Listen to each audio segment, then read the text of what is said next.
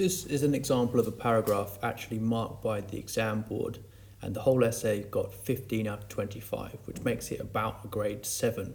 There are a few things we can learn from this.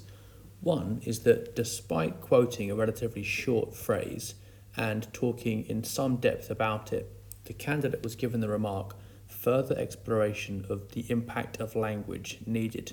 That might be a bit surprising because they are quoting and they are analysing, so it's difficult to know exactly what further exploration might look like. You can also see that there are some other quotations in the paragraph. There are a few points to make that could have developed this nicely.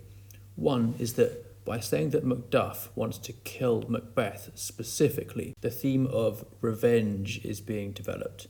Remember that in Holinshed, Shakespeare's source material, Macduff does not swear revenge against Macbeth, but in the play he does.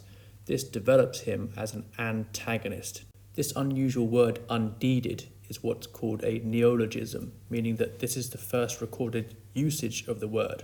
Thinking about why the idea of deeds is important and how the context of this word helps it gain extra impact is crucial. So deed occurs 6 times in the play.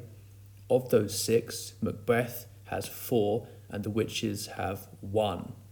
So deed is very much the Macbeth word.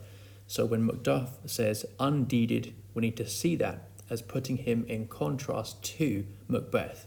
This again develops the antagonist-protagonist relationship. One of Macbeth's lines that's particularly interesting in this respect is when he wishes the estate of the world were now undone. So Macbeth is someone who does things and, because they never stay done, wishes they could be undone. Macduff, on the other hand, is willing to sheathe his sword undeeded. This recalls Macbeth's line that he may do all that may become a man, he who does more is none. Because he takes that extra step, because he kills Duncan, does more, he ends up being less, paradoxically.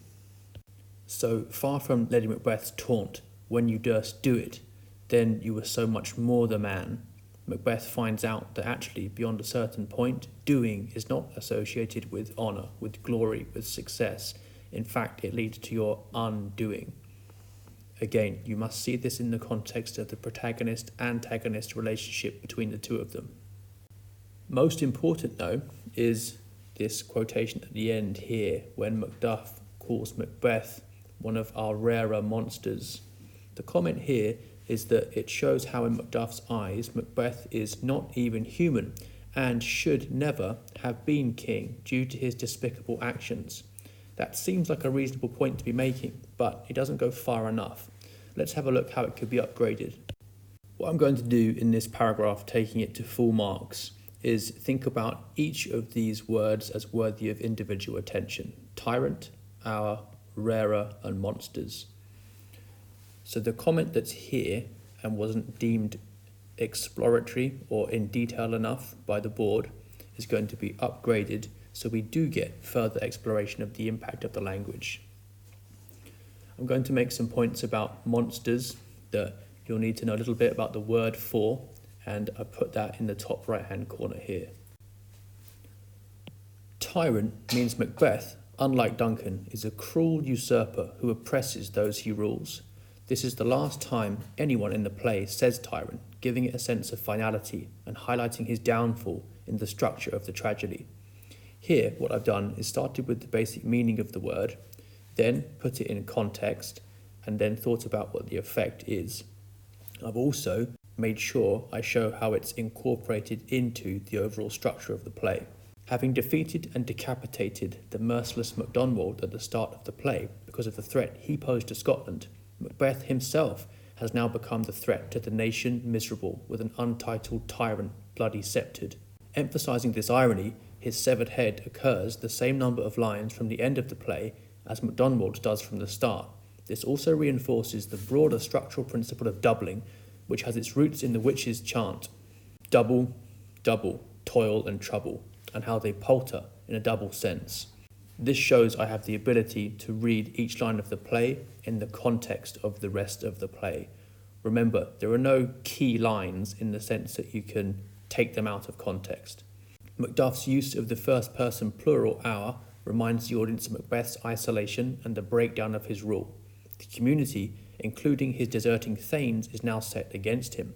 He no longer has Lady Macbeth following her death, but even she asked, "Why do you keep alone?" So here, that word our, which was not commented on in the example answer, has now been turned into a couple of points that get us thinking about which themes Shakespeare is developing through this dialogue.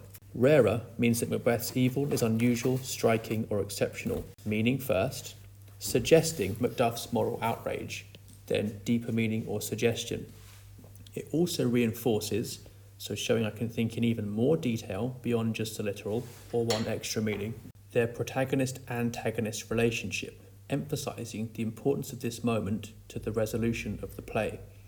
Again, look how I'm seeing this moment in the context of the overall structure of the plot. Finally, monsters means Macbeth is repulsive and dreaded as an abomination. Start with the basic meaning. However, deriving from the Latin monstrum, it also connotes the idea of the supernatural and the monstrous as being from outside nature, representing a disruption or destruction of it. It is alien or strange and reminds us of how his response to the witch's strange intelligence led to Macbeth's strange and self-abuse. Macduff's use of the neologism undeeded in the context of 4 of the 6 instances of deed in the play coming from Macbeth further emphasises the contrast between them, especially as Macbeth has just wished for the world to be undone.